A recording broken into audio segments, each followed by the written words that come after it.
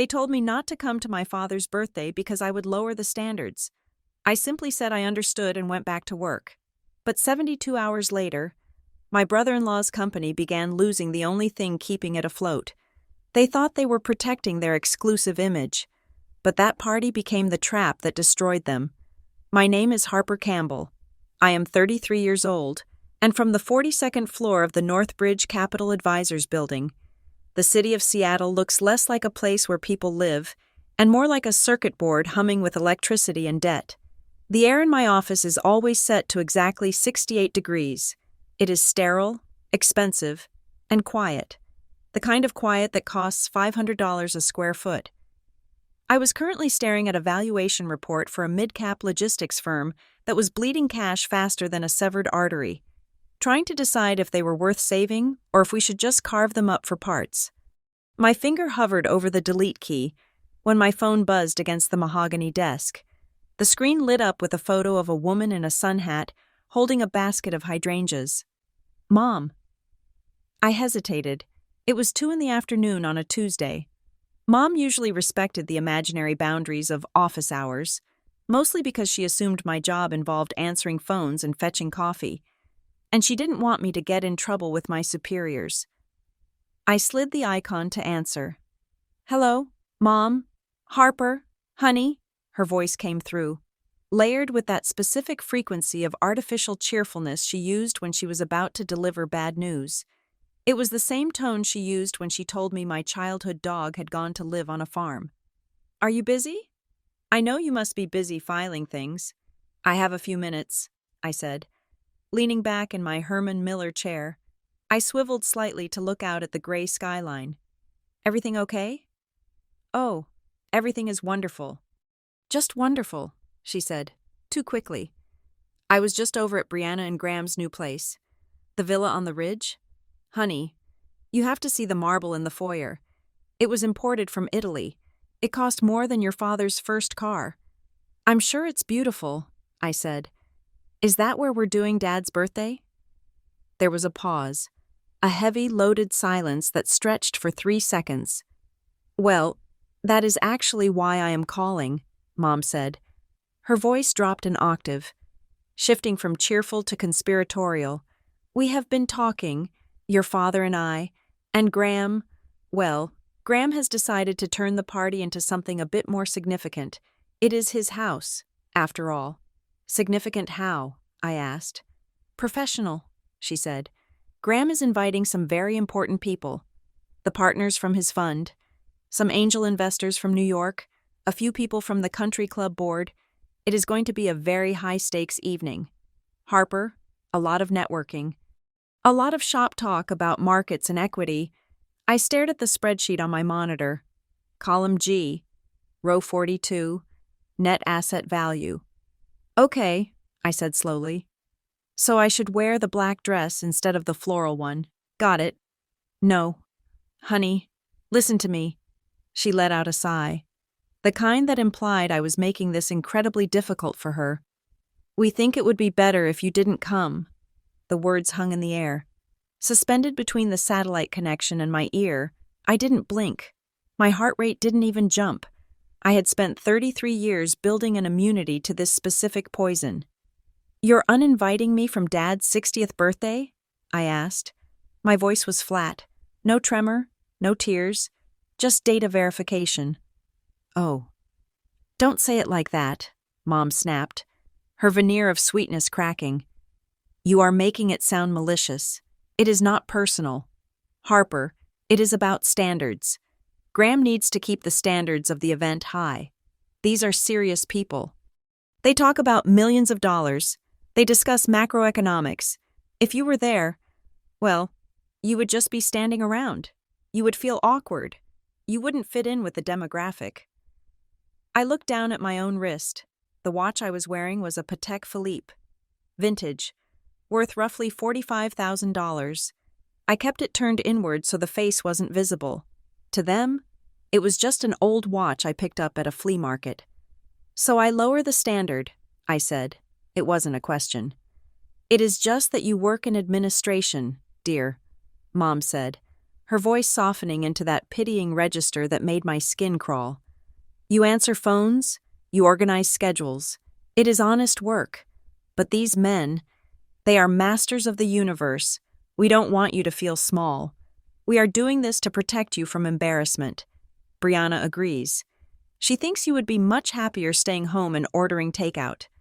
Protecting me, that was always the narrative. They were protecting me from the world, when in reality, they were just ashamed to introduce me to it. I was the Campbell who didn't marry rich and didn't launch a startup. I was the Campbell who went to a state university and got a quiet job in the city. To them, I was invisible. I see, I said. And Dad? He agrees with this? He wants the evening to be perfect, she said, sidestepping the question with the grace of a politician. He wants to be proud of everything in the room,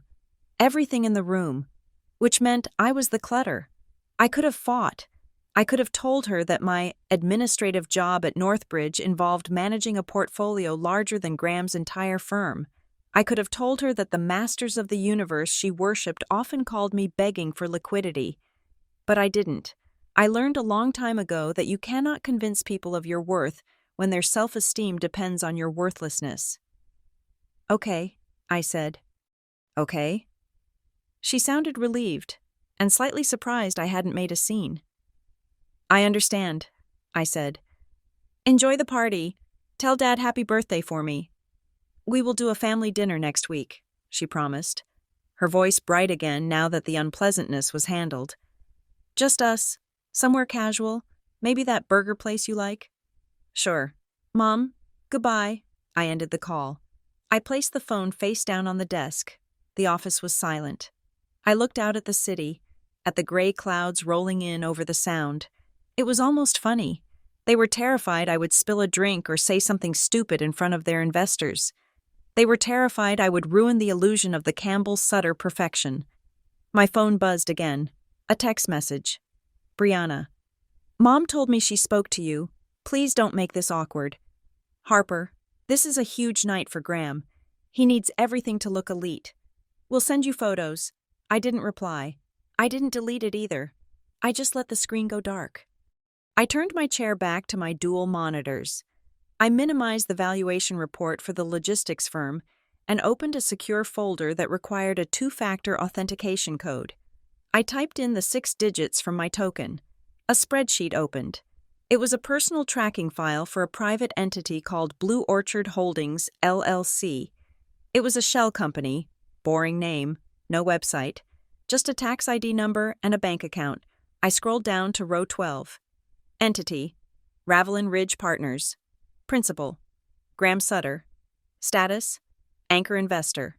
Investment date, February 14th, 2024. Amount, $2,500,000. I stared at the numbers. 2 years ago, Graham's fund had been on the brink of collapse. He had needed a liquidity injection to secure his credit line, or he would have lost his previous house, let alone bought this new villa. He had gone out to the market looking for a silent partner. He found Blue Orchard. He took the money. He signed the papers. He never asked who was behind the LLC. He just saw the cash and assumed it came from some faceless conglomerate or some old money trust fund. He was too arrogant to do his due diligence. I looked at the date. I looked at the capital commitment. Mom was right about one thing. It was going to be a high-stakes evening. Graham needed to impress his investors because he was leveraged up to his eyeballs. He was building a castle on a foundation of debt, and he had just uninvited the person who owned the mortgage. I tapped my fingernail against the desk, the sound sharp and rhythmic in the quiet office. They thought I was just a spectator. They thought I was the embarrassing little sister who stood outside the glass, pressing her nose against the window, wishing she could come inside and play with the big kids. The problem was that I wasn't outside. I was standing right in the middle of the room, and they just hadn't turned on the lights yet. The screen of my phone had barely gone dark when it lit up again. This time, the photo was different. It was a picture of my father standing on a golf course, wearing a polo shirt that cost $300, smiling like a man who had never heard the word no. I did not let it ring. I picked it up and pressed the phone to my ear. "It is not personal," he said. There was no greeting. No, "Hello, Harper." No, "How are you, Harper?" Just the immediate, defensive launch of a man who wanted to clear his conscience before he even sat down. "Hello, Dad," I said. My voice was steady. It was the voice I used when a junior analyst made a calculation error that cost the firm 50 basis points. It was not angry. It was just flat. "Your mother told me she spoke to you," he continued, his voice booming slightly, as if he were addressing a boardroom rather than his youngest daughter. "She said you were quiet. I do not want you sulking. Harper, we are making a decision based on logistics and optics. It is purely about standards." "Standards," I repeated. I turned my chair away from the window and faced the white wall of my office. "Look, let's be realistic," he said. I could hear the clink of ice in a glass in the background. It was barely 2:30. Graham has invited people who manage sovereign wealth funds. He has invited the managing partner from Blackwood. These are people who move markets. Harper, they talk about yield curves and geopolitical risk. He paused, waiting for me to agree with him, when I didn't. He filled the silence with the specific kind of cruelty that parents mistake for wisdom. "You work in administration. Harper, you file papers. You manage calendars. If one of these men asked you about your day, what would you tell them? That you organized a filing cabinet? That you booked a flight for your boss?" He chuckled, a dry, dismissive sound. "It would be painful to watch. You would be out of your depth. We are trying to spare you that humiliation." I looked at the valuation model on my screen. I looked at the bottom line where I had just flagged a discrepancy of $4 million in a client's quarterly earnings. "I understand," I said. "Do you?" He sounded skeptical. "Because Brianna is worried you are going to make a scene. She says you get emotional." "I am not emotional," I said. "I am listening." "Good," he said. "Because this is important. This party is a statement. Graham is finally breaking into the big leagues. We need the room to feel cohesive. We need it to feel elite. Having you there, hovering in the corner, looking like you wandered in from the staff entrance, it disrupts the flow." He took a breath, and then he delivered the sentence that he had probably been rehearsing in his head all morning. "You would lower the standards of the event. Harper, you simply do not fit the brand." I held the phone a few inches from my ear. I looked at it. I wondered if he had any idea that the admin girl he was talking to had a net worth that eclipsed his by a factor of 10. I wondered if he knew that the brand he was so desperate to protect was currently insolvent without my capital. "I see," I said. "I would lower the standards." "Exactly," he said. Relieved that I had finally accepted my place in the hierarchy. "I knew you would be reasonable. We will send you some cake. Maybe buy you a nice dinner next week. Just the family. No pressure. No investors." "Thank you, Dad," I said. "Happy birthday." "Right. Goodbye." The line went dead. I sat there for a long time. I did not cry. I did not throw my phone across the room. I felt a strange, cold clarity settling over me.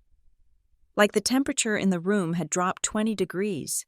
It was the feeling of a contract being breached. For 33 years.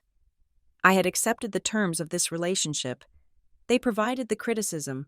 I provided the silence. They provided the neglect. I provided the loyalty. But today, they had amended the terms. They had put it in writing. Orally speaking, I was not just the disappointment anymore. I was a liability. I was a contaminant. I turned back to my computer. I closed the valuation report I had been working on. I opened the secure folder again. Blue Orchard Holdings, LLC. I clicked on the subfolder labeled Ravelin Ridge Partners. I opened the document titled Capital Call History. My eyes scanned down to the entry from 24 months ago. I remembered that week vividly. Graham had come to family dinner looking like a ghost. He had whispered to Brianna that the fund was facing a liquidity crunch. They had over-leveraged on a commercial real estate deal in Austin that had gone sour. They needed cash, and they needed it fast, or the whole house of cards was going to collapse. They certainly wouldn't have been able to afford the down payment on the villa where they were now hosting this exclusive party. They had gone to the market begging, and Blue Orchard had answered. I looked at the transaction details. Transaction ID BER-7782-LP. Date February 14th, 2024. Type Emergency Liquidity Injection/Anchor Capital. Amount $2,500,000. Note: side letter attached regarding withdrawal rights upon breach of faith. I sat back. It was almost poetic. The marble floors my mother was raving about, paid for by the admin girl, the champagne they would be pouring for the investors from New York, bought with the dividends from my capital, the very roof under which they were gathering to celebrate their high standards, was held up by the money they were too proud to acknowledge and too stupid to trace. Dad was right. It was about standards. It was about the standard of due diligence, which Graham had failed to perform. It was about the standard of respect, which my father had failed to meet. And it was about the standard of investment, which dictated that you do not keep your capital in a venture that views you as a liability. I reached for my mouse. My hand was steady. I whispered into the empty, air-conditioned silence of my office. If I am not good enough to be in the room, then my money is not good enough to pay for the lights. I picked up the phone again. I did not call my parents. I dialed a number that was saved in my favorites. It rang once. It was time to raise the standards. Caleb Wynn picked up on the first ring. He was the kind of portfolio manager who slept with his phone taped to his hand. A man who treated relaxation like a compliance violation. "Harper," he said. His voice was clipped, efficient. "I see you are accessing the Blue Orchard legacy files. Do we have a situation?" "Get Marin on the line," I said. "We need legal, now." 12 seconds later, a third voice chimed in. Marin Locke, our in-house counsel, sounded like she was standing in a wind tunnel, which usually meant she was pacing the corridor of the courthouse or the helipad. "I am here," Marin said. "What is burning?" "Pull up the Ravelin Ridge Partners Agreement," I said, putting the call on speaker and leaning forward, my elbows resting on the cool glass of my desk, specifically the subscription documents from the February 2024 vintage. I heard the rapid clatter of keyboards on both ends of the line. "I have it," Caleb said. "Blue Orchard Holdings is the limited partner of record. We hold a 19% stake. We are the second largest investor in the fund, just behind the Teachers' Pension of Ohio. Look at the side letter," I instructed, "the one Graham signed when he was desperate for the liquidity injection. Page 4, paragraph 3.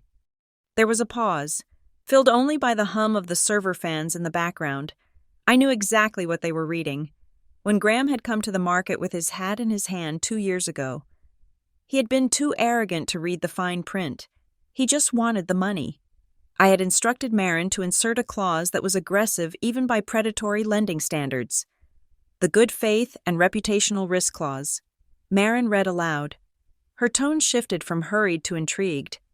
It grants the limited partner the right to suspend future capital calls and freeze current asset deployment if the general partner engages in conduct that, quote, demonstrates a lack of professional judgment, ethical stability, or creates a material reputational risk to the limited partner.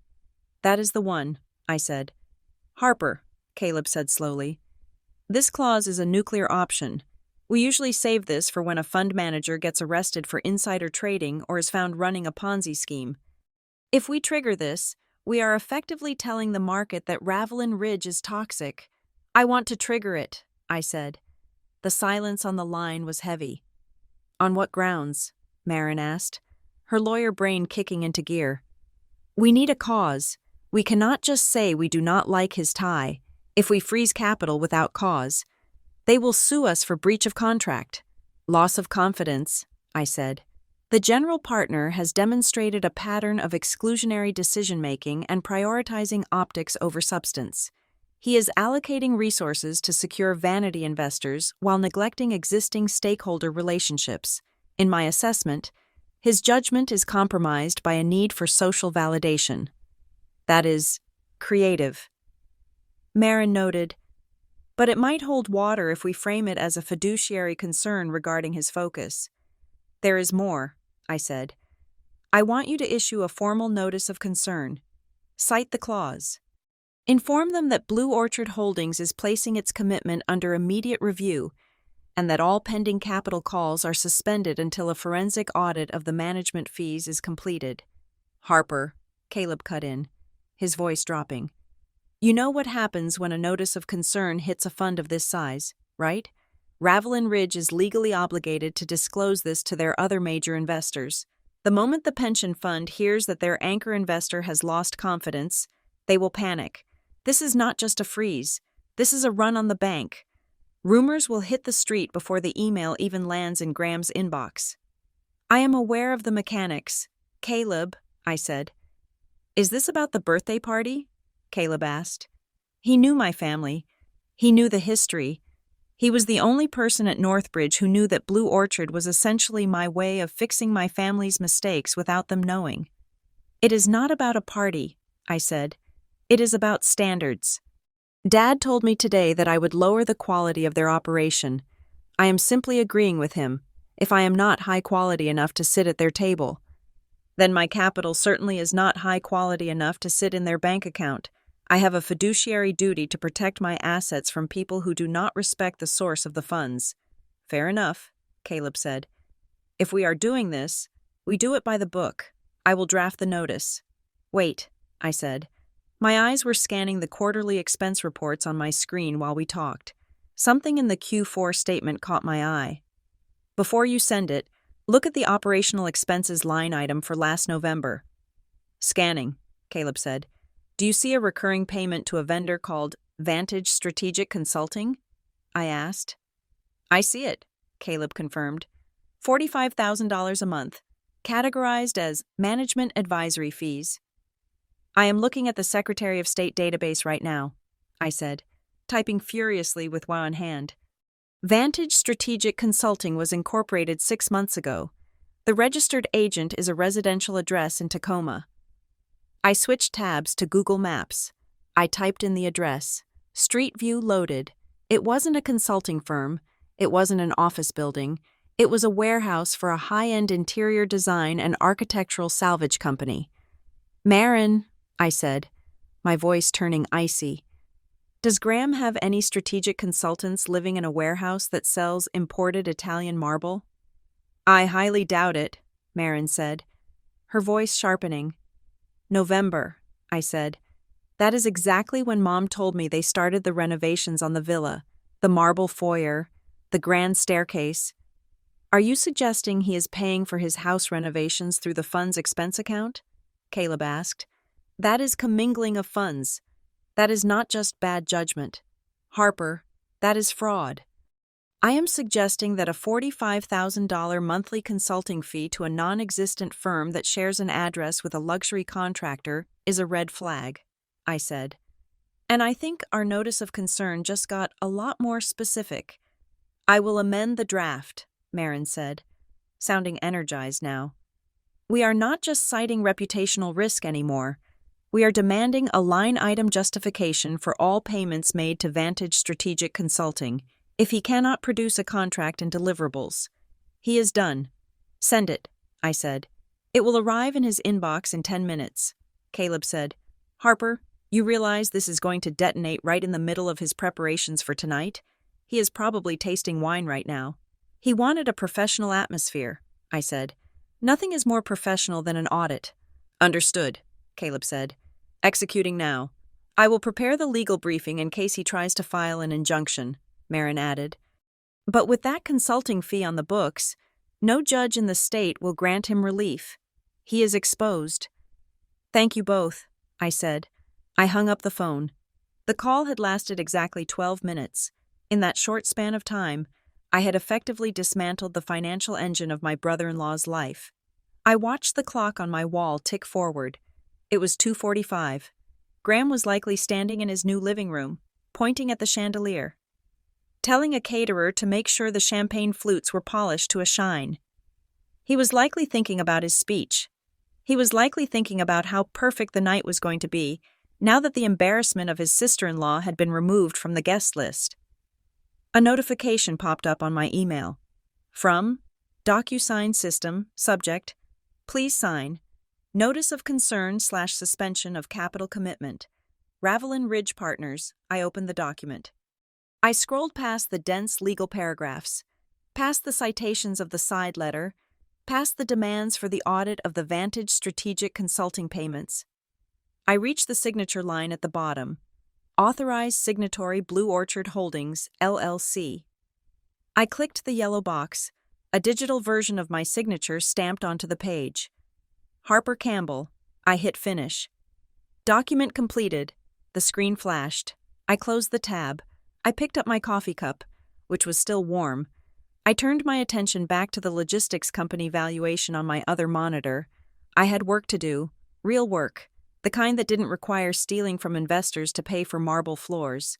I typed a formula into cell H90, the numbers recalculated. I felt absolutely nothing. No guilt, no thrill, just the quiet satisfaction of a ledger that had finally been balanced. They wanted to keep standards high. I had just ensured that the standards were rigorously, painfully enforced. The silence in my office did not last long. By 3:45 in the afternoon, the digital world began to scream. It started with a single vibration against the mahogany desk, then another, then a continuous, angry buzz that rattled my penholder. I looked down. Brianna, 4 missed calls. Brianna, voice message. Harper, pick up. Graham is freaking out. He just got some email from the investors. Did you say something to someone? Pick up. I swiped the notification away. Then came the texts from Mom. Mom. Harper, what are you doing? Mom. Why is Brianna crying? Mom. Graham says the bank just called. Are you involved in this? Answer me. I didn't answer. I simply turned my phone over, face down. The vibration continued, a dull thrumming against the wood, like a heartbeat that was beating too fast. On my computer screen, the secure portal for Blue Orchard Holdings pinged. An email had arrived. It was from Graham Sutter. Subject: Urgent. Clarification regarding notice of concern to General Partners, Blue Orchard Holdings, LLC. Dear Partners, we received your correspondence regarding the suspension of capital. I believe there has been a significant misunderstanding regarding our operational expenses and strategic roadmap. The reputational risk cited is baseless. We are preparing a full explanation. Please, I ask that you rescind the notice immediately as it could cause unnecessary alarm among our other limited partners. We value this relationship. Sincerely, Graham Sutter, Managing Partner, Ravelin Ridge. It was pathetic. It was the digital equivalent of a man on his knees. He was using bold fonts and corporate buzzwords to hide the fact that he was terrified. He had no idea he was emailing the sister-in-law he had just banned from his party. I clicked the intercom button on my desk phone. Caleb, I said. I see it. Caleb's voice came back instantly. He is flailing. Do you want me to draft a counter-response? Send the template, I said. The cold one. The change in investment thesis response? Caleb asked. That is brutal. Harper, it gives him zero room to negotiate. He does not get to negotiate, I said. He forfeited that right when he decided I wasn't good enough for his guest list. Send it. Done, Caleb said. Sent. I also CC'd his compliance officer, just to make sure the panic sets in properly. I leaned back in my chair. The sun was beginning to dip lower over the Seattle skyline, casting long shadows across the glass towers of the financial district. I took a sip of water. Then, my desk phone rang. Not the internal line, the lobby line. I frowned. Nobody called the lobby line unless it was a courier or a security breach. This is Harper Campbell, I said. Ms. Campbell. The security guard's voice was professional but hesitant. I have a gentleman down here at the front desk, a Mr. Robert Campbell. He claims to be your father. He says it is a family emergency and he needs to come up. I froze. Dad never came to the city. He hated the traffic. He hated parking. For him to be standing in the lobby of my building meant that the chaos Graham was feeling had radiated outward with enough force to dislodge my father from his armchair. "Ms. Campbell?" the guard asked. "Should I send him away?" I considered it. I could tell them to escort him out. I could watch him get turned away by a 20-year-old guard in a uniform. It would be satisfying, but it wouldn't be enough. "No," I said. "Send him up. 42nd floor. Access code 779. Understood." I stood up. I straightened my blazer. I walked over to the floor-to-ceiling window and looked out at the sound. I wanted to be standing when he walked in. 5 minutes later, the heavy glass doors of the executive suite slid open. I heard his footsteps before I saw him. They were heavy, hurried steps, muffled slightly by the plush carpet that cost $300 a yard. "Harper!" I turned around. Dad was standing in the doorway. He was wearing his driving jacket and the same golf polo he had been wearing in the photo. He looked flushed. He looked angry. But mostly, he looked confused. He had stopped dead in his tracks. He was looking around the room. He wasn't looking at me. He was looking at the office. He looked at the view, the panoramic sweep of the city that only the managing directors were allowed to have. He looked at the furniture, the Eames lounge chair in the corner, the custom walnut desk that was larger than his dining table. He looked at the walls, which were lined with framed tombstones, lucite blocks commemorating closed deals worth hundreds of millions of dollars. He looked at the framed certificate above my credenza, CFA Institute, Chartered Financial Analyst. He looked at the cover of Private Equity International framed next to it, featuring a group shot of the top 40 under 40 from last year. I was in the back row, but I was there. His mouth opened, but no sound came out. He blinked, as if trying to reconcile the image in front of him with the image he had carried in his head for 33 years, the image of Harper the assistant, Harper the filing clerk, Harper the disappointment. "What is this?" he finally whispered. "It is an office." "Dad?" I said. My voice was calm, contrasting sharply with his flushed face. "You wanted to see me?" He took a step forward, entering the room as if he were walking into a church. He touched the back of the leather guest chair, testing its reality. "You work here?" he asked. "In this office? By yourself?" "Yes," I said. "But—" He looked at me, his eyes searching my face for a lie. "You said you were in administration. You said you did paperwork." "I do," I said.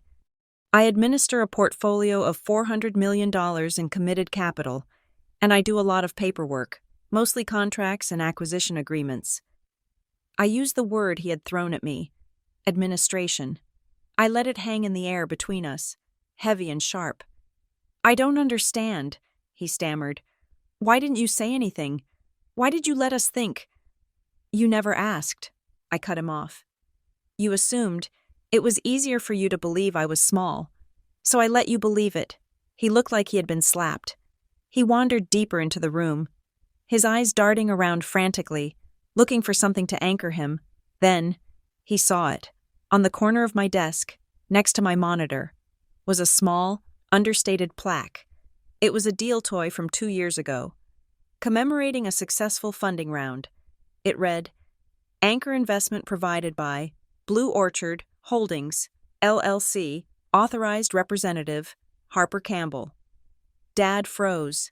He stared at the plaque. He stared at the name, Blue Orchard. He knew that name. Brianna had mentioned it. Graham had toasted to it at Thanksgiving 2 years ago. The silent partner, Graham had called it. The big money from the city. Dad looked from the plaque to me. His face went pale. The anger drained out of him, replaced by a sudden, terrifying dawn of comprehension.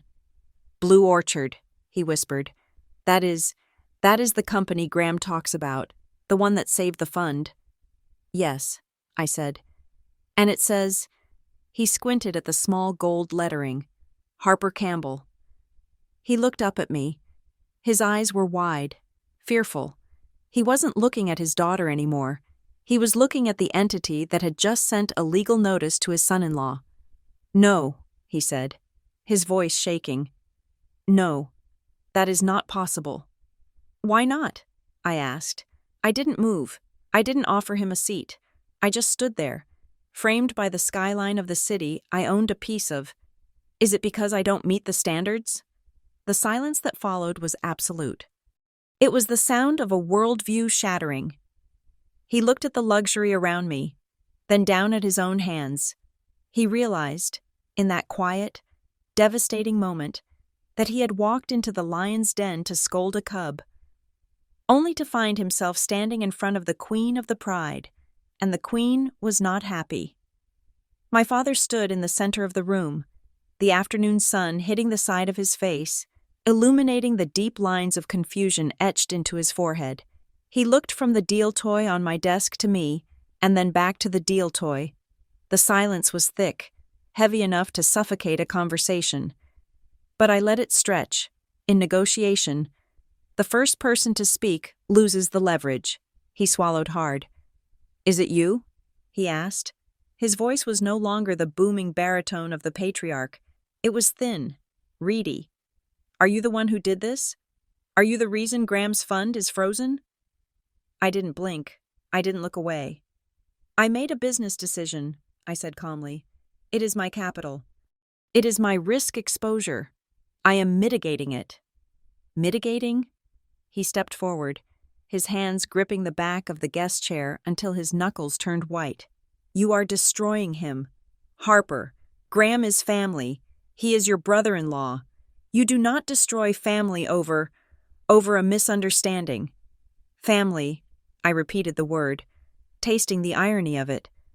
That is an interesting classification. 3 hours ago, that same family told me I was a liability. You told me I would lower the standards of the room.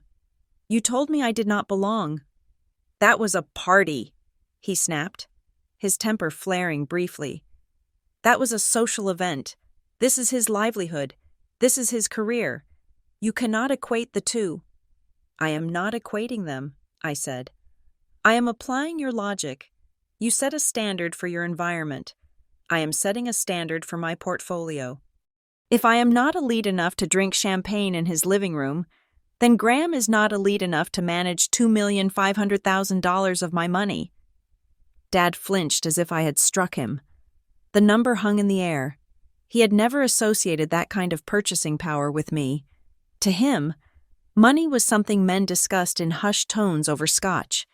It wasn't something his youngest daughter wielded like a weapon. You are being petty, he hissed. You are hurting your sister because your feelings were hurt. It is childish. It is fiduciary, I corrected him. Do you know what that word means? Dad? It means I have a legal obligation to protect the assets under my control.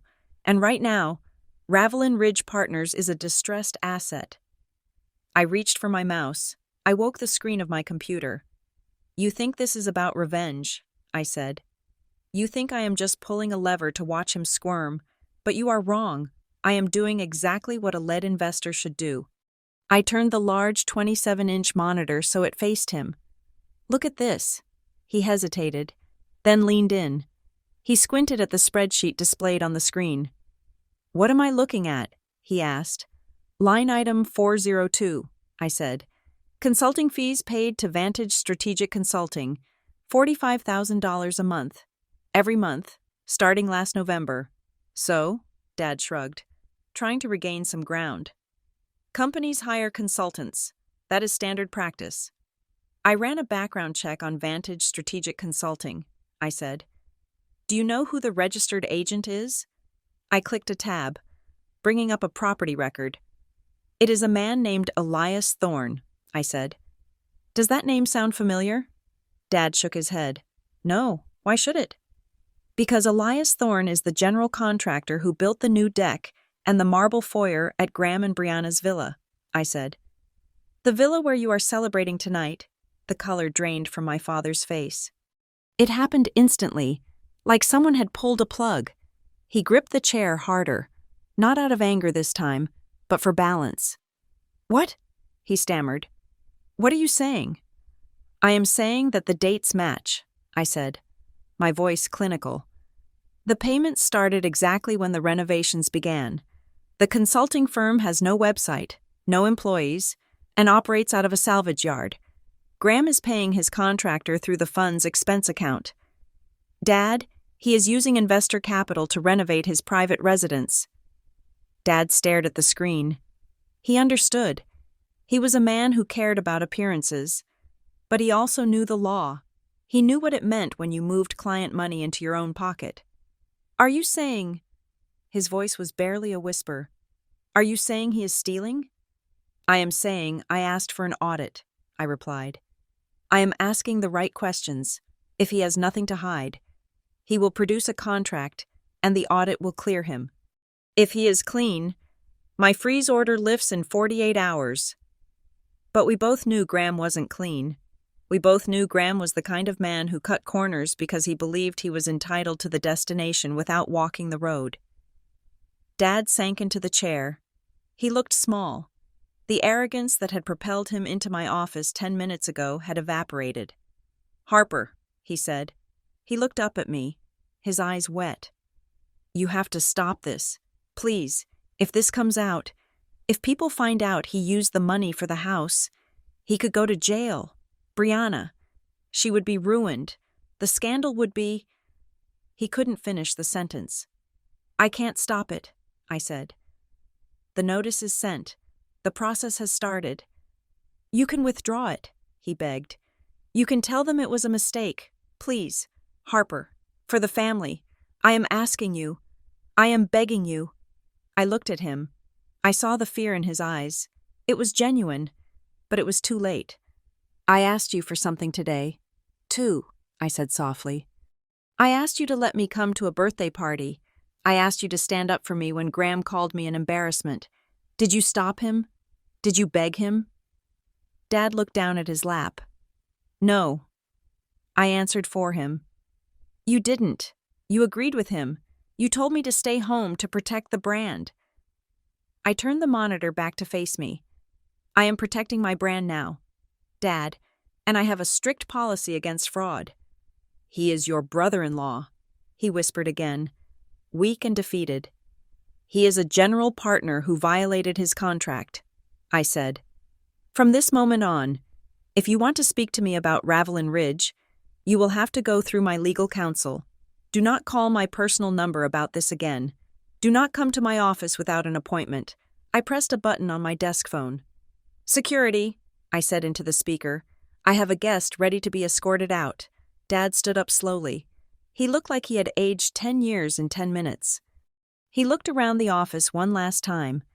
At the awards, the view, the quiet power of the room he had never believed I could inhabit. He walked to the door.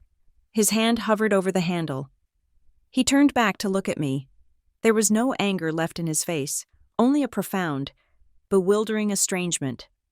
I don't know you, he said. I look at you, and I don't know who you are anymore. I know, I said. You never did. He opened the door and walked out.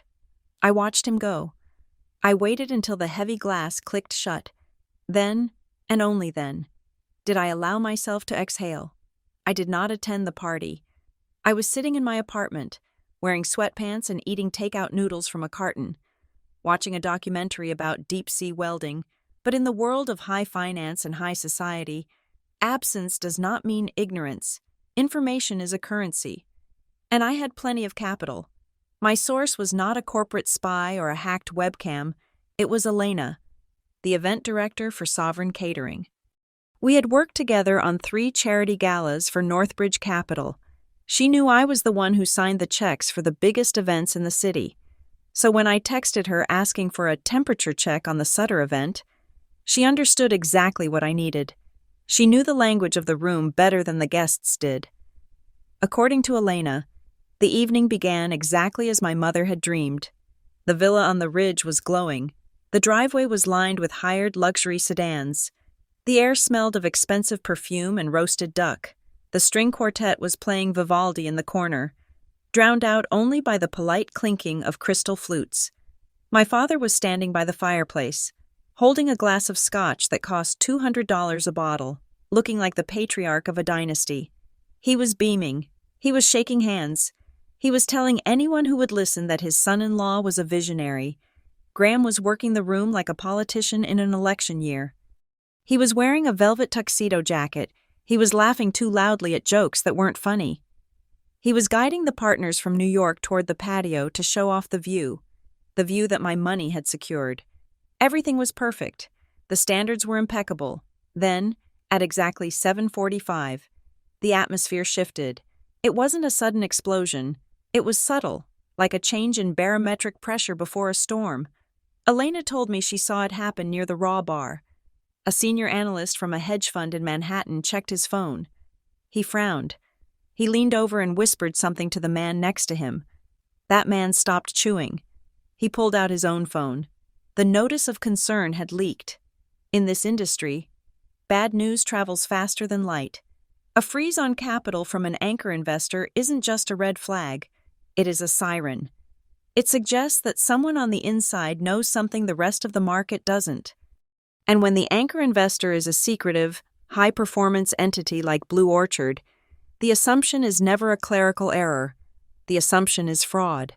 By 8 o'clock, the polite chatter about golf handicaps and summer homes had evaporated. The volume in the room dropped. People were still holding their drinks, but they weren't drinking them. They were huddled in small, tight circles, looking over their shoulders at Graham.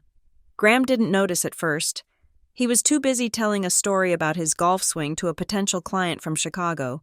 But then, Marcus Vance approached him. Marcus Vance was the managing director of a fund of funds based in Tribeca. He was the big fish Graham had been trying to land for 6 months. He was the reason I had been uninvited. He was the embodiment of the standard my father worshipped, according to Elena, who was refilling a tray of canapes nearby. Vance didn't smile. He didn't offer a toast. He walked right up to Graham, interrupting him mid-sentence. "Graham," Vance said. His voice carried across the sudden silence of the room. "I just got a ping from my risk desk. They are hearing chatter about a capital freeze on your primary fund. Is there something you want to tell us?" Graham froze. The smile plastered on his face faltered, twitching at the corners. "Marcus," Graham said, his laugh sounding brittle and high-pitched.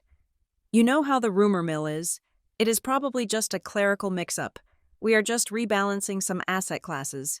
Nothing to worry about. Here, try the caviar." "I don't want the caviar," Vance said. "I want to know about your liquidity. My guys are saying Blue Orchard pulled the plug. Is that true?" The room went dead silent. The string quartet stopped playing. Sensing the tension, Graham swallowed. "It is a temporary administrative hold," he lied. "We are sorting it out. It is a technicality regarding the subscription agreement. We expect it to be resolved by Monday." "A technicality?" Another voice chimed in. It was a man standing near the window, a general counsel for a family office in Dallas. He stepped forward. He wasn't holding a drink. He was holding a tablet. "I am looking at the alert right now. Graham, it cites a breach of fiduciary duty and questionable expense allocation. That is not a technicality. That is a forensic audit." Brianna tried to intervene. She swooped in, her silk dress rustling, a desperate, bright smile painted on her face. "Gentlemen, please," she said, placing a hand on Graham's arm, which was shaking. "This is a birthday party. Let's not bore everyone with business talk. Who wants cake? We have a wonderful cake coming out." "We are not here for the cake, Mrs. Sutter," Vance said. He didn't even look at her. His eyes were locked on Graham. "We are here because we were led to believe this fund was stable. If your anchor investor has lost confidence, that changes the risk profile entirely. I have a fiduciary duty to my own partners. I cannot be seen drinking champagne with a manager who is under active investigation for expense fraud." The words hung in the air. Expense fraud. It was a dirty word. It was the kind of word that stains a suit and never washes out. My father was standing 10 feet away. Elena said he looked like he had been punched in the gut. He was listening to the men he admired, the masters of the universe he had lectured me about, dissecting his son-in-law like a cadaver. He heard the phrase, reputational risk. He heard insolvency. He heard misappropriation of funds. He wasn't hearing about standards of etiquette. He was hearing about the standards of the law. "Graham," my father said, stepping forward, his voice trembling. "Graham, tell them it is a mistake. Tell them the money is safe." Graham turned to look at my father. For the first time all night, the mask slipped completely. There was no arrogance left. There was only panic, pure, unadulterated terror. "I can fix it," Graham whispered. But he wasn't talking to the investors. He was talking to himself. "I just need to make a few calls. I just need a bridge loan." "A bridge loan?" Vance scoffed. "You are toxic, Graham. Nobody's going to bridge you while Blue Orchard has a lock on your accounts." Vance set his full glass of champagne down on a side table. The condensation left a ring on the expensive wood.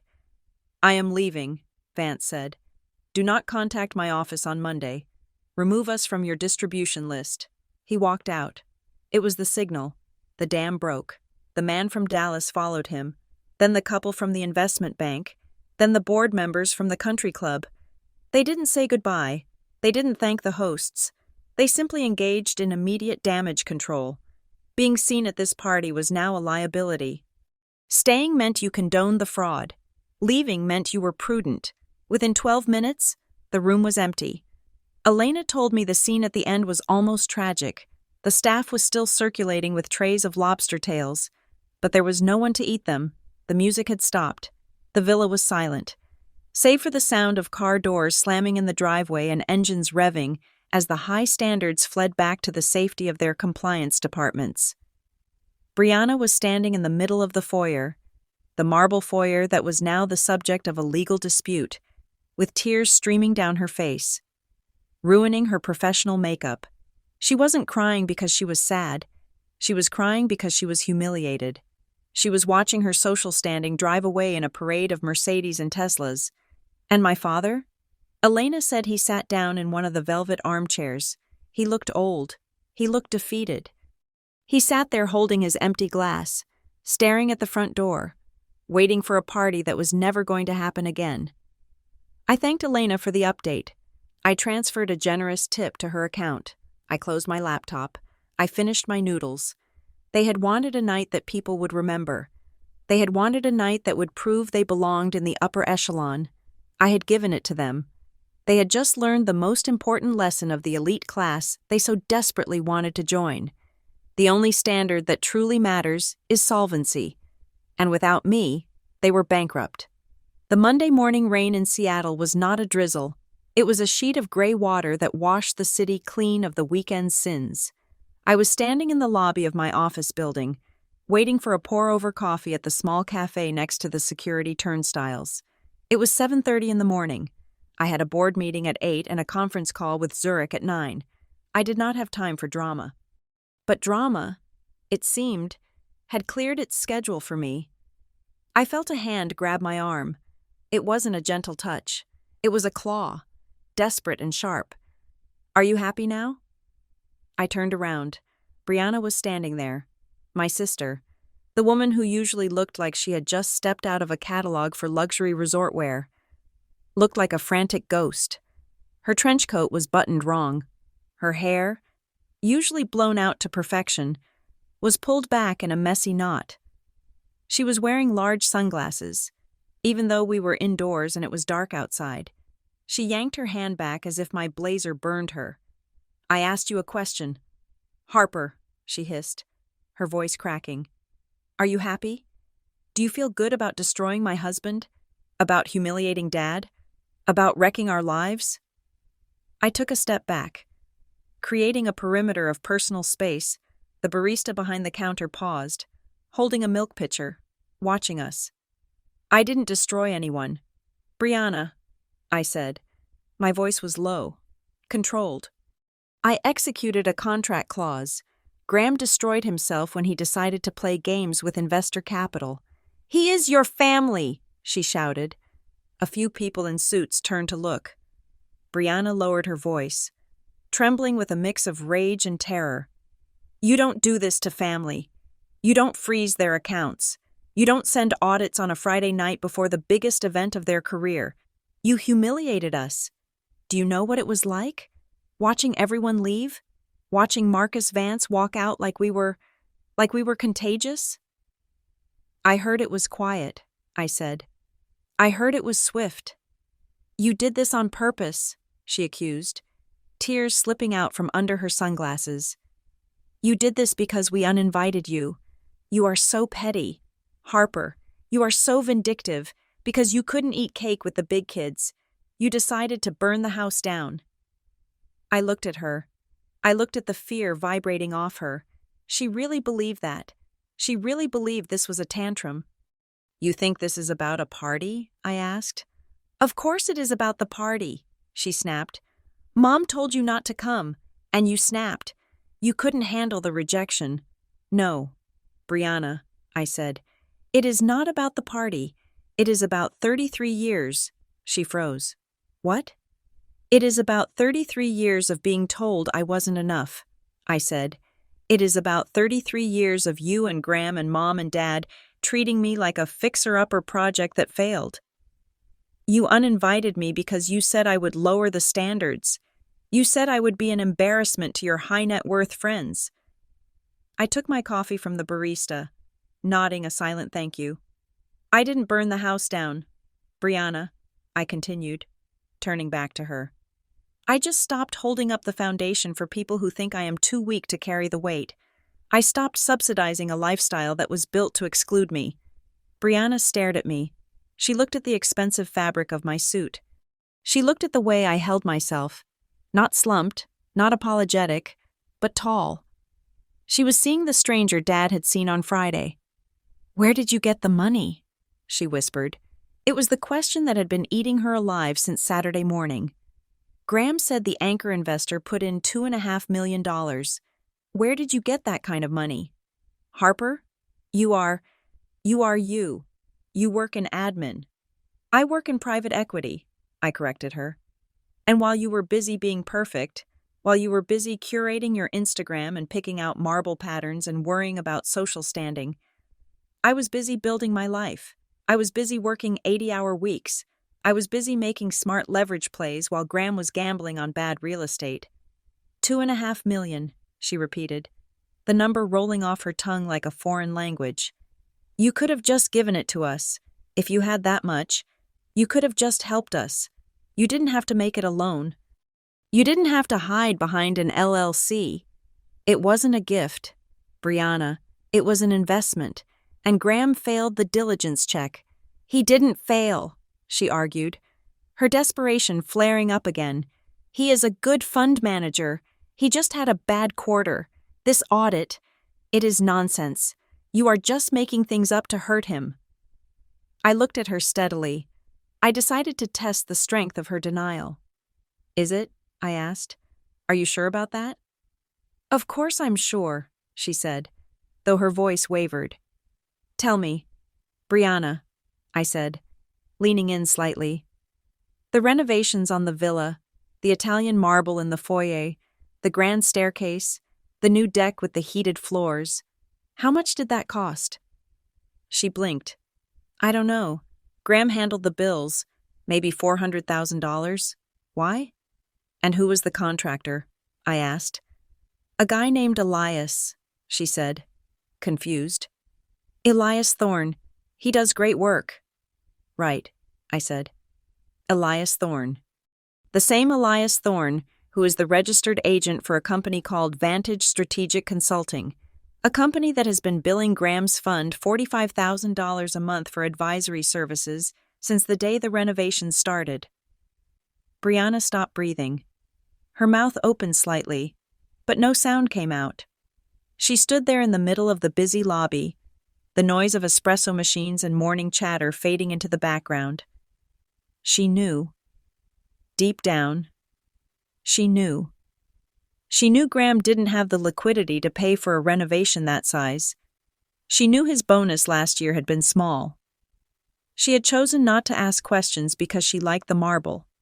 She liked the heated floors. She liked the lifestyle more than she liked the truth. No, she whispered. That's a coincidence. It is not a coincidence. Brianna, it is embezzlement. It is fraud. And I have the bank records to prove it. Her face crumbled. The anger vanished. replaced by a terrifying realization of her own vulnerability. She wasn't fighting for her husband's reputation anymore. She was fighting for her survival. She grabbed my arm again, but this time it wasn't a claw. It was a lifeline. "Harper, please," she begged, her voice wet and shaking. "You can't let this get out. If the investors find out he used the money for the house, they will sue us. We will lose everything. The house, the cars, the club memberships. We will be bankrupt. We will be the laughingstock of the city." "You are worried about being laughed at?" I asked, incredulous. "Brianna, your husband committed a felony. You should be worried about indictments, not social standing." "You don't understand," she cried, not caring who saw her now. "This is our life. This is everything we built. You can't take it away just to prove a point. Please, just stop the audit. Tell them you made a mistake. I will make Graham apologize. I will make him put you in the front row of every party for the rest of your life. Just please, fix this." She was bargaining. She was offering me the very thing she thought I wanted, a seat at their table. She still didn't get it. She thought I was starving for their approval, when in reality, I had just realized their table was made of rotten wood. I looked down at her hand on my arm. I gently removed it. "Brianna," I said, "look at me." She looked up, her eyes red and swollen behind the dark lenses. "I need to know something," I said. "Right now, in this moment, do you want me to stop this because I am your sister and you love me? Or do you want me to stop this because I am the only person with enough money to save you?" She opened her mouth to answer. She wanted to say the right thing. She wanted to say, "because you are my sister." But she couldn't. The hesitation lasted 2 seconds. But in those 2 seconds, the truth screamed louder than any shout. She didn't see me. She never had. She only saw the checkbook. She only saw the solution to her problem. Even now, stripped of her pride, begging in a coffee shop. She couldn't find a single genuine ounce of affection for me. I was just the resource she needed to mine. She stayed silent. "That is what I thought," I said. I adjusted my bag on my shoulder. "I have a meeting at 8, I said, "and you have a husband to speak to. I suggest you ask him about Elias Thorne before the police do." "Harper, wait," she called out as I turned away. "You can't just walk away.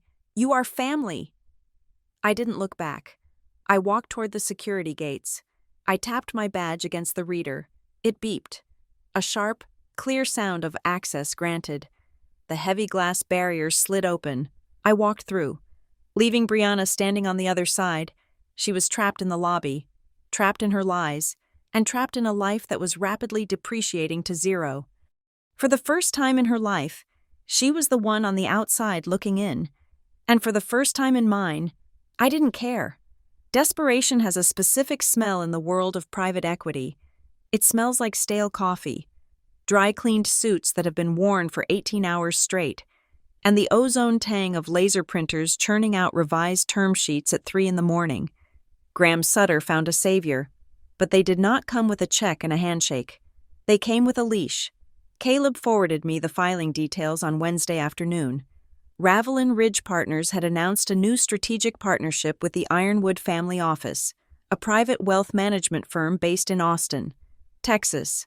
Ironwood was known in the industry, but not for their generosity. They were known as vultures. They circled distressed funds, waited for the liquidity to dry up, and then picked the carcasses clean for pennies on the dollar. I read the terms of the deal on my secure terminal. It was not a partnership. It was an annexation. To replace the capital I had frozen, the $2,500,000 that had been the lifeblood of his operation, Graham had agreed to a deal that essentially stripped him of his own company. Ironwood had demanded and received 3 out of 5 seats on the investment committee. They had negotiated a supervoting class of shares that gave them veto power over any capital deployment exceeding $50,000. But the cruelest cut was the management fee.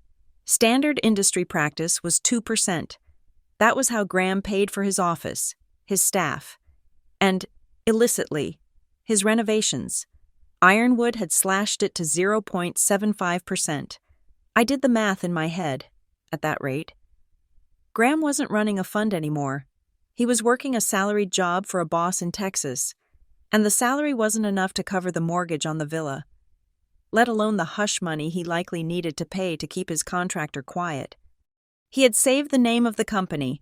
The sign on the door would still say Ravelin Ridge, but inside, Graham was no longer the master of the universe. He was a tenant. The financial bleeding did not stop with the equity sale. The notice of concern I had sent was a bell that could not be unrung. It had echoed through the banking corridors of Seattle, reaching the risk management department of First Pacific Bank, the institution that held the revolving credit line for Graham's business operations. Caleb told me the news over lunch. First Pacific pulled his revolver, Caleb said, cutting into his steak. They cited a material adverse change in the risk profile. They froze his operating account this morning. He can't make payroll on Friday unless he injects personal cash. He doesn't have personal cash, I said, sipping my sparkling water. He spent it on heated floors. Then he is going to have to borrow it from Ironwood, Caleb said. And I guarantee you, the interest rate on that emergency loan is going to look a lot like usury. The dominoes continued to fall. Later that afternoon, I received a notification that one of Ravelin Ridge's portfolio companies, a promising biotech startup in Bellevue, had exercised a key man clause to exit their agreement. They didn't want their capitalization table associated with a fund that was under internal audit for fraud. They bought back their shares at a discount and walked away. Graham was bleeding assets, bleeding credibility, and bleeding authority. He was alive, professionally speaking, but he was on life support, and the machine was being operated by a stranger in a cowboy hat. That evening, my phone rang. It was my mother. I stared at the screen. I hadn't spoken to her since the uninvitation call. I debated letting it go to voicemail, but curiosity is a powerful force. I wanted to hear the tone. I wanted to hear how the power dynamic shifted when the money changed hands. "Hello, Mom," I said. "Harper, darling," she said. Her voice was soft, almost musical. It lacked the frantic edge it had possessed on the day of the party. It was the voice she used when she wanted to smooth over a wrinkled tablecloth. "How are you? You have been so hard to reach." "I have been working," I said. "We were hoping," she paused, choosing her words with the care of a bomb disposal technician. "Your father and I were hoping you might come over for dinner tomorrow night. Just a quiet family meal. Brianna and Graham might stop by. We made that pot roast you used to like when you were a teenager." I leaned back in my chair, looking out at the city lights, the pot roast, the ultimate Campbell peace offering, a cheap cut of meat slow-cooked to mask the toughness, served as a distraction from the elephant in the room. "Why?" I asked. "Well, to catch up," she said, feigning innocence. "We feel like things have gotten a bit tense. We want to put all this business unpleasantness behind us. We are a family. Harper, families forgive. Families sit down and eat together." "Is Graham bringing the audit results?" I asked. "Harper, please." Her voice tightened just a fraction. "Don't be difficult. Graham is going through a very hard time. He has had to make some huge sacrifices to keep the business going. He is stressed. He needs support, not attacks. We thought if we all sat down, maybe you could reconsider your position. Maybe you could talk to your people and smooth things over with the bank." There it was. The transactional nature of their love. They didn't want Harper the daughter. They wanted Harper the liquidity provider. They wanted the admin girl to use her newfound power to fix the mess the golden boy had made. "I am not coming to dinner, Mom," I said. "But, no," I cut her off. "You uninvited me when you thought I was a liability. Now that you realize I am the asset, you want me back at the table. It doesn't work that way." "We are your parents," she said, her voice trembling with a mix of guilt and manipulation. "Doesn't that mean anything to you?" "It means everything," I said. "It means I learned my lesson. I am not going to fix Graham's mistakes just to buy your affection. I am not going to bail him out so he can go back to pretending I don't exist. If he wants to survive, he can do it the way I did, on his own. You are being cruel, she whispered. I am keeping the standards high, I said. Enjoy the pot roast. I hung up. Across the city, inside the villa on the ridge, the mood was likely far less defiant. I didn't have a camera inside Graham's house, but I knew Brianna. I knew how her mind worked. She was a creature of comfort, but she was not stupid. The seed I had planted in the coffee shop, the name Elias Thorne, would be germinating. Brianna would be sitting at the kitchen island, the slab of quartz cold under her elbows. She would be watching Graham pace back and forth in the living room, talking loudly on the phone to the partners in Texas, trying to sound in control while agreeing to humiliating terms. She would notice things she had ignored before. She would notice that the invoice folder for the house renovations, usually kept in the top drawer of the study, was missing. She would notice that Graham flinched every time the doorbell rang. She would notice that when she asked him simple questions about the budget, he answered with complex, aggressive jargon meant to confuse her. Where is the file for the deck, Graham? She would ask. The warranty for the heater is acting up. I moved it, he would snap, not looking at her. It is at the office. Don't worry about it. I will handle it. Why is it at the office? She would press. It is a house file. Because I am handling it. He would shout, his face flushing that dangerous shade of red. Stop asking me about paperwork. Brianna, I am trying to save our lives here. And in that shout, she would hear the lie.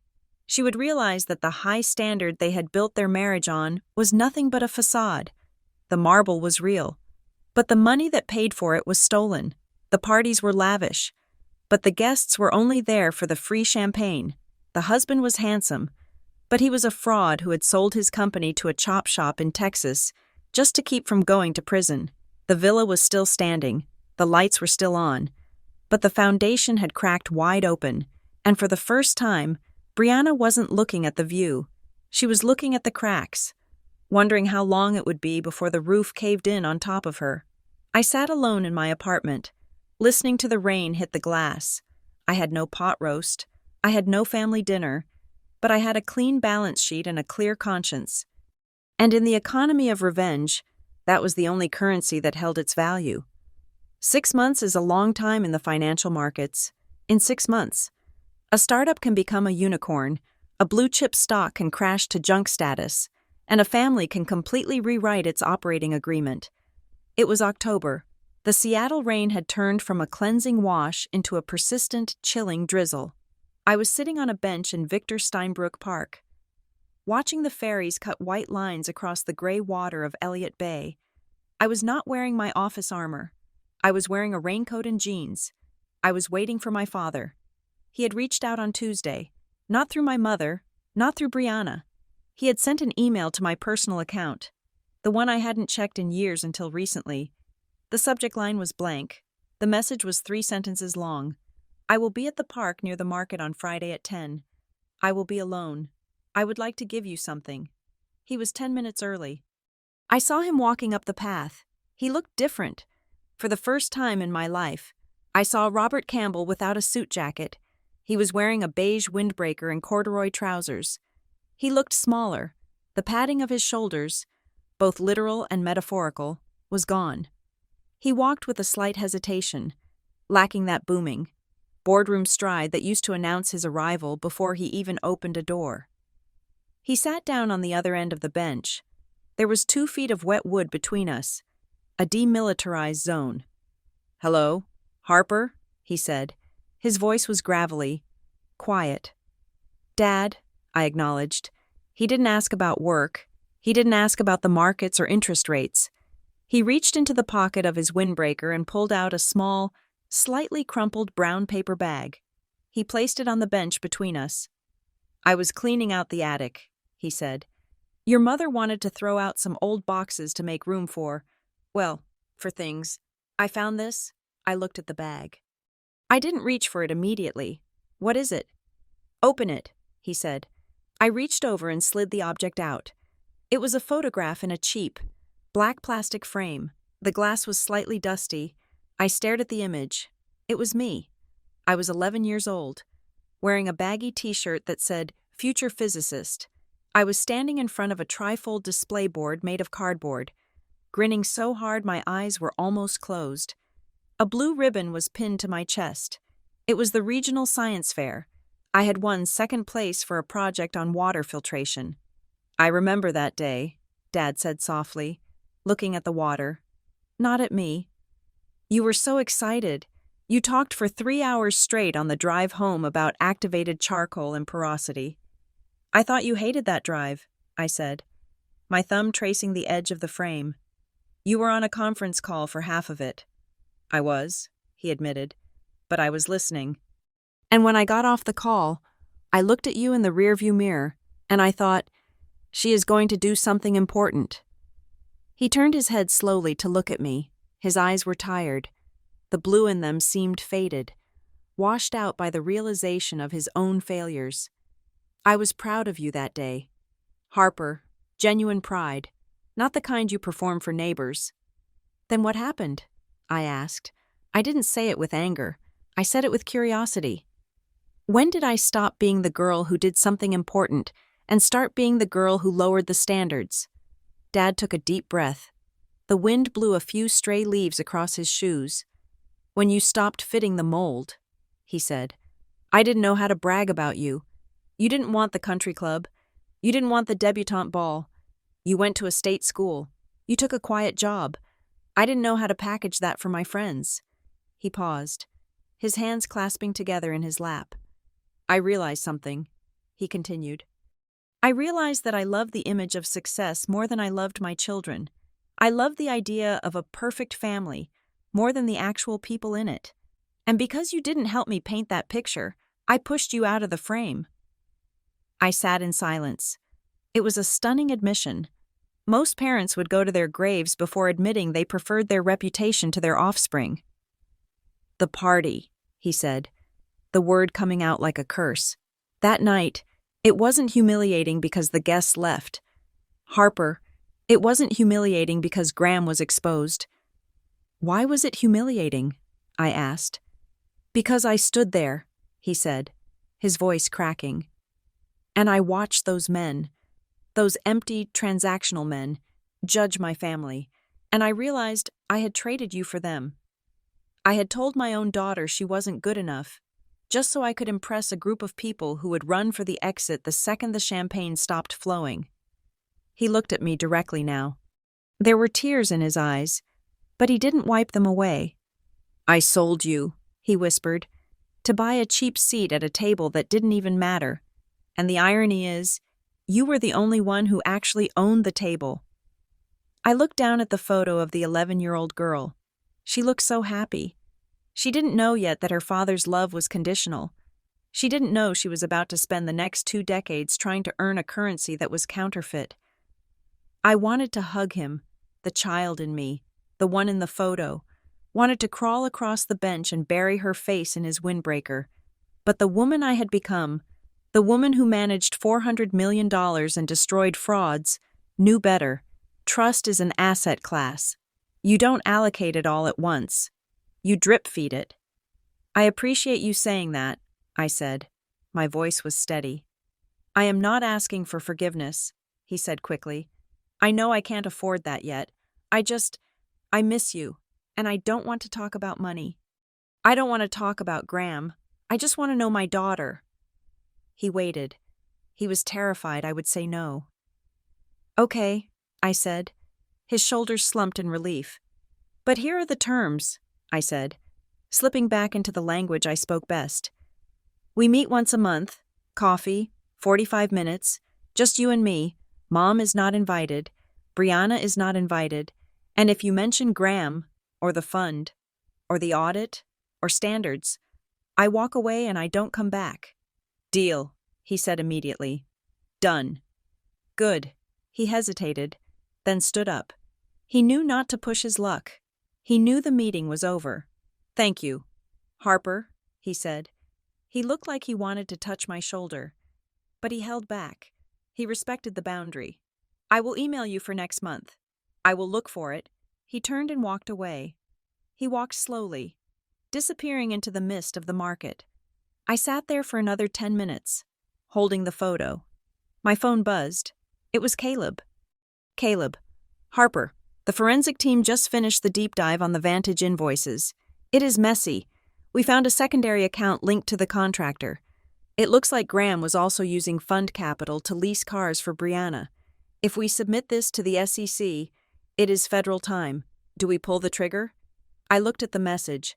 This was the kill shot. This was the button I could press to turn their downsizing into a prison sentence. Graham would go away for 5 years. Brianna would be destitute. The Campbell name would be dragged through the mud of every newspaper in Seattle. I looked at the photo of the girl with the blue ribbon. I thought about my father's face. I sold you. He had already paid the price. He had lost his dignity. He had lost his illusions. He was a man in a windbreaker sitting on a park bench, realizing his life's work was a hollow shell. Destroying Graham completely wouldn't add any value to my life. I had already won. I had stripped them of their power. I had forced them to see me. Sending them to jail was just cruelty, and cruelty was their standard, not mine. I typed a reply to Caleb. Me. Hold the file. Do not submit yet. Keep it as leverage. If they miss a single reporting deadline or try to renegotiate with Ironwood, we release it. Otherwise, let them live in the house they built. The cracks are punishment enough. I stood up. I put the photo in my bag. I walked back to the office. The glass tower rose above me, sharp and clean against the gray sky. When I got to my desk, the walnut desk that was bigger than my father's dining table, I took the cheap plastic frame out of the bag. I placed it right next to the crystal deal toy and the CFA certificate. The plastic looked tacky next to the polished glass. It didn't match the decor. It lowered the aesthetic standard of the room, but it was real. I sat down and opened my laptop. I had a portfolio to manage. But for the first time in 33 years, I wasn't working to prove I belonged. I was working because it was who I was. And that was the only standard that mattered. The phone call from Caleb came at 9 a.m. on a Tuesday. It was short. It was precise. It was the sound of a guillotine blade being hoisted to the very top of its frame. "We have the final forensic match," Caleb said. The bank traced the transfers from Vantage Consulting directly to the dealership that leases Brianna's Range Rover. It is a direct line. Harper, we have sufficient grounds to trigger the removal clause in the side letter. The emergency meeting is set for 11 o'clock. Who will be there? I asked.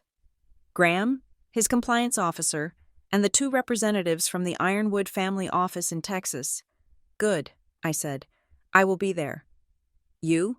Caleb paused. You want to go in person? Usually, legal sends a proxy. Not today, I said. Today, the investor speaks. I dressed carefully. I did not wear the black dress I had bought for the birthday party. I wore a charcoal suit, tailored to within a millimeter of perfection, and a pair of stilettos that clicked against the floor with the sound of a gavel striking a desk. I arrived at the Ravelin Ridge offices at 10:55. The receptionist, a young woman who had seen me drop off Christmas gifts for my nephews in the past, looked confused. Hi, Harper, she said, smiling hesitantly. Are you here to see Brianna? She's in the back. No, I said. I am here for the board meeting. Oh, she faltered. I don't think you are on the list. It is a closed session. Investors only. I am on the list, I said, walking past her desk.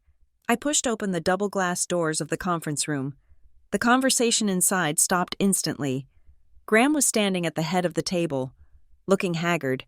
His suit was expensive, but it hung loosely on him, as if he had lost 10 pounds in the last 6 months. Sitting opposite him were 2 men in cowboy boots and bolo ties, the vultures from Ironwood. Graham looked up. When he saw me, his expression shifted from stress to annoyance. Harper, he snapped. What the hell are you doing here? This is a private meeting. You can't just barge in because you are family. Get out! I didn't say a word. I walked to the empty chair at the foot of the table, the seat reserved for the anchor investor. I pulled it out and sat down. I placed a thick leather folder on the mahogany surface. Graham, the older man from Texas said, his voice a low drawl. "Who is this?" Graham let out a frustrated sigh. "This is my sister-in-law. She is confused. Harper, seriously, leave. We are discussing the future of the company." "I know," I said. My voice was calm, filling the room. "That is why I am here. I am the authorized signatory for Blue Orchard Holdings, LLC. The room went so quiet you could hear the hum of the air conditioning unit. Graham froze. He looked at me, then at the folder, then back at me. His brain was trying to process the information, but it was jamming. The admin girl, the disappointment, the liability. That is impossible," he whispered. The color drained from his face, leaving him a sickly shade of gray. "Blue Orchard it's an institutional fund. It is me," I said. $2,500,000, February 14th, 2 years ago. Do you want to see the wire transfer receipt, Graham? Or do you trust your own family?" The Texas investors exchanged a look. They didn't look surprised by the money. They looked interested in the blood in the water. "Ms. Campbell," the Texan said, nodding respectfully. "We have heard a lot about your concerns regarding the management." "I have more than concerns," I said. "I have facts." I opened the folder. I did not scream. I did not mention the birthday party. I did not mention the standards or the insults. I simply slid 3 sheets of paper across the table. "Document A," I said. "A timeline of renovations for the property at 12 Ridgeview Lane. Marble flooring installed November 3rd. Custom deck installed December 12th. Document B," I continued, sliding the second sheet. "Invoices from Ravelin Ridge Partners to Vantage Strategic Consulting, dated November 3rd and December 12th. The amounts match the renovation costs to the penny." Graham was shaking. His hands were gripping the edge of the table so hard his knuckles were white. He opened his mouth to speak, to spin a lie, but I didn't let him. "Document C," I finished. "The lease agreement for a white Range Rover, listing the payer as Vantage Strategic Consulting, signed by Elias Thorne. Mr. Thorne is also listed as the general contractor on your building permit." I folded my hands on the table.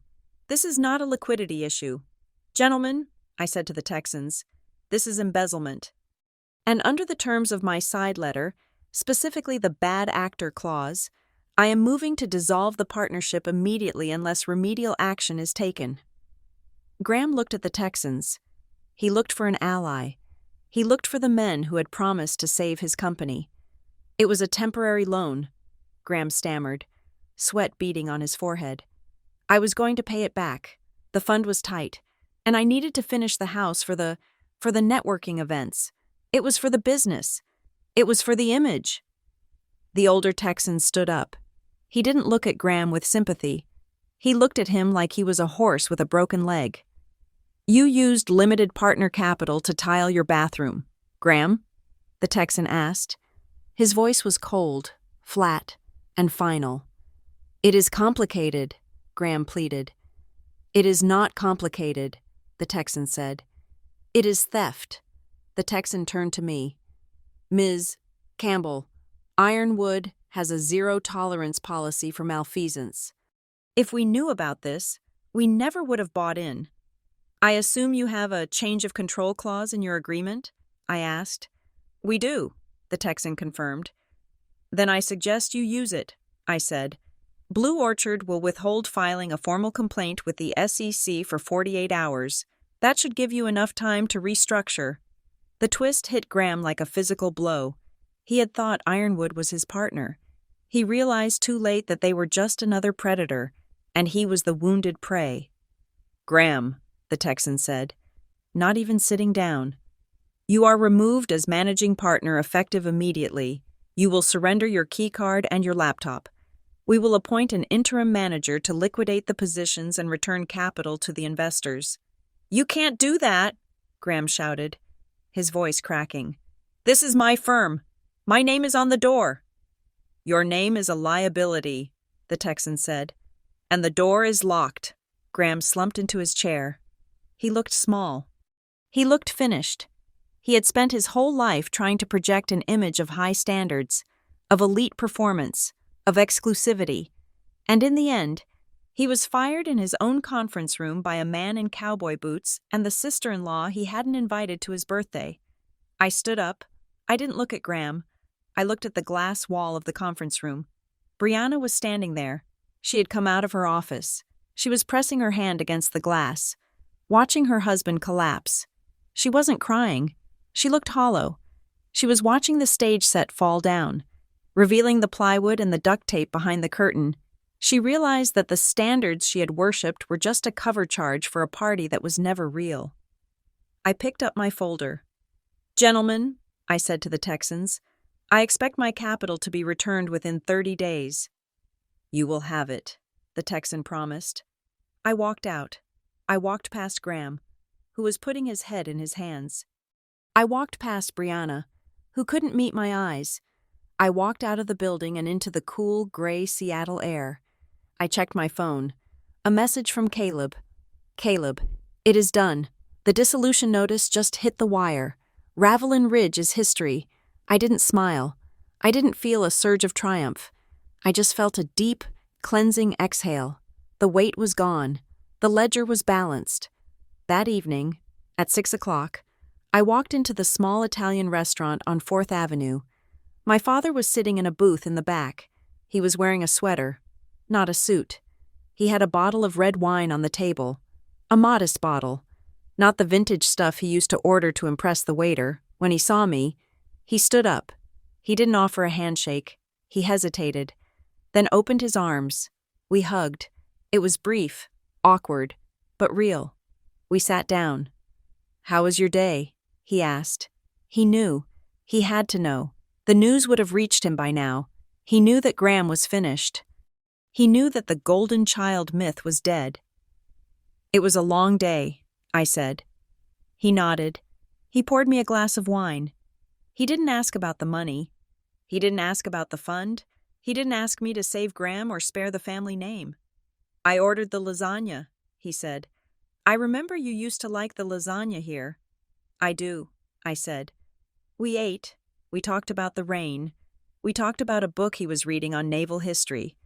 We talked about the way the city looked when the fog rolled in off the Sound. For the first time in my life, I wasn't sitting across from a man who was measuring me against a standard of wealth or status. I was sitting across from a father who was just happy to have dinner with his daughter. The standards had changed. They weren't about marble floors or exclusive guest lists anymore. They were about truth. They were about showing up. They were about the way you treat people when there is no audience to impress. And as I took a sip of wine, looking at my father's tired but kind face, I realized that for the first time, I had finally been invited to the only party that mattered. Thank you so much for listening to this story. I would love to know where you are tuning in from. Please drop a comment below and share your thoughts on Harper's decision. If you enjoyed this revenge drama, please make sure to subscribe to the Morgan Revenge Stories channel, like this video, and smash that hype button so we can get this story out to more people. See you in the next one.